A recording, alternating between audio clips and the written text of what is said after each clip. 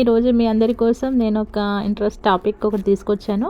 Actually అందరూ గుడికి ఎందుకు వెళ్ళాలి, గుడికి ఎందుకు వెళ్ళాలనేది మీరు ఇది పూర్తిగా వినండి. దాని ద్వారా మీకు చాలా విషయాలు నేను నాకున్న పరిజ్ఞానం వరకు మీకు షేర్ చేసుకుంటున్నాను. గుడికి ఎందుకు వెళ్ళాలి, పాజిటివ్ ఎనర్జీ ఎలా వస్తుందంటే గుడికి ఎందుకు వెళ్ళాలి అని చాలామందికి ఒక డౌట్ వస్తుంది. గుడికి వెళ్ళే అలవాటు కొందరికి ఉంటుంది. ఆడ మగ పెద్ద చిన్న అనే తేడా లేకుండా చాలామంది గుళ్ళ గోపురాల్లో దర్శించుకుంటారు. అసలు గుడికి ఎందుకు వెళ్ళాలి అని ఎప్పుడైనా ప్రశ్నించుకున్నారా? కాసేపు కాలక్షేపం కోసం లేదా ఏదైనా దిగులు ఇబ్బందులు ఉంటే వాటిని మార్చిపోవడం కోసం అనుకుంటే పొరపాటు. గుడికి వెళ్ళటం మొక్కుబడి వ్యవహారం కాదు. ఆలయాలను దర్శించుకోవడం వెనుక శాస్త్రీయ ప్రయోజనాలు ఉన్నాయి.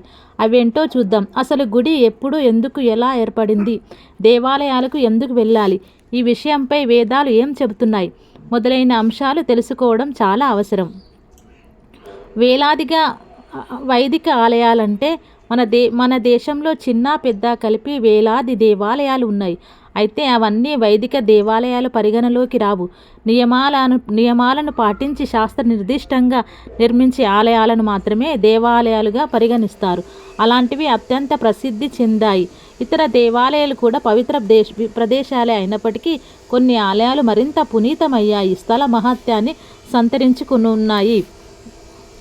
మనలోని పాజిటివ్ ఎనర్జీ, భూమిలో మహత్తరమైన ఆకర్షణ శక్తి తరంగాలు ఎక్కడ ఉంటాయో అక్కడ ఆలయాన్ని నిర్మించారు. ఇంకా అర్థమయ్యేట్లు చెప్పాలంటే ఉత్తర దక్షిణ ధృవాల మధ్య ఎలా ఆకర్షణ శక్తి ఉంటుందో అలా భూమిలో పాజిటివ్ ఎనర్జీ పాస్ అయ్యే చోట ప్రసిద్ధి దేవాలయాలు ఉన్నాయి. అందుకే అలాంటి గుళ్ళలో అడుగు పెట్టగానే తనువు మనస్సు ప్రశాంతతను పొందుతాయి, ఆరోగ్యంగా ఉంచుతాయి. దేవాలయాల గర్భగృహంలో ఉత్కృష్టమైన ఆకర్షణ తరంగాలు కేంద్రీకృతమైన చోట మూల విరాట్లను నిలిపిన ప్రదేశంలో వేద మంత్రాలు రాసిన పంచలోహ యంత్రాలు నిక్షిప్తం చేసి ఉంచుతారు. పంచలోహాలను భూమిలో ఉండే శక్తి తరంగాలు గ్రహించే తత్వం ఉంది. ఆ విధంగా గృహం లోహం గ్రహించిన ఆకర్షణ ఆ పరిమిత ప్రాంతాలను విడుదల చేస్తుంది. రోజు గుడికి వెళ్ళి మూల విరాట్ ఉన్న గర్భగుడి చుట్టూ ప్రదక్షిణ చేసి అలవాటు ఉన్న వారికి ఆ తరంగాలు సోకి అవి శరీరంలోకి ప్రవహిస్తాయని దాని వలన శరీరంలో పాజిటివ్ తరంగాలు ప్రవేశించి ఆరోగ్యంగా ఉంచుతాయి. నిత్యం గుడికెళ్ళే వారికి అడపా ఎప్పుడో ఒకసారి ఆలయానికి వెళ్ళే వారిలో ఆలయ యంత్ర ప్రవాహన శక్తి కొంత సోకినా గమనించదగ్గ తేడా మనకు తెలియదు. కానీ నిత్యం గుడికి వెళ్ళే వారిలో పాజిటివ్ ఎనర్జీ చేరడం స్పష్టంగా తెలుస్తుంది. ఇకపోతే గర్భగుడి 3 వైపులా పూర్తిగా మూసి ఉండి ఒక్కవైపు మాత్రమే తెరిచి ఉంటుంది. అందువల్ల గర్భాలయంలో ముఖద్వారం దగ్గర పాజిటివ్ ఎనర్జీ కేంద్రీకృతమై మరీ అధికంగా ఉంటుంది. రసాయన గుడిలో జరిగే ప్రతి చర్యలోనూ శక్తి.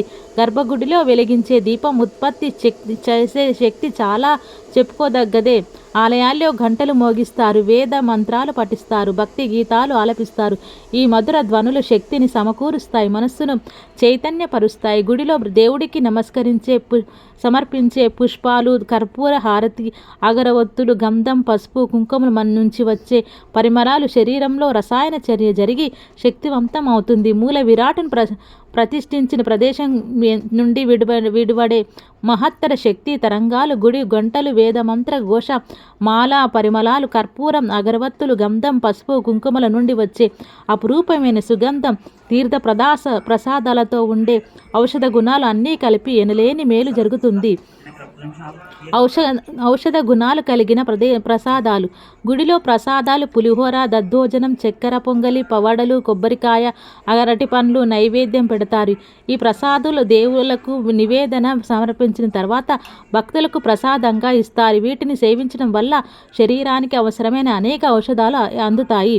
తీర్థంలో వచ్చే కర్పూరం, యాలకులు, సాంబారేను చెట్టు నుండి వచ్చే ధూపం ద్రవ్యం లేదా సాంబ్రాణి తైలము, తులసి పత్రాలు, లవంగాలు మొదలైనవి కలుపుతాయి. ఆయా పదార్థాలు అన్ని ఔషధ గుణాలు కలిగినవే.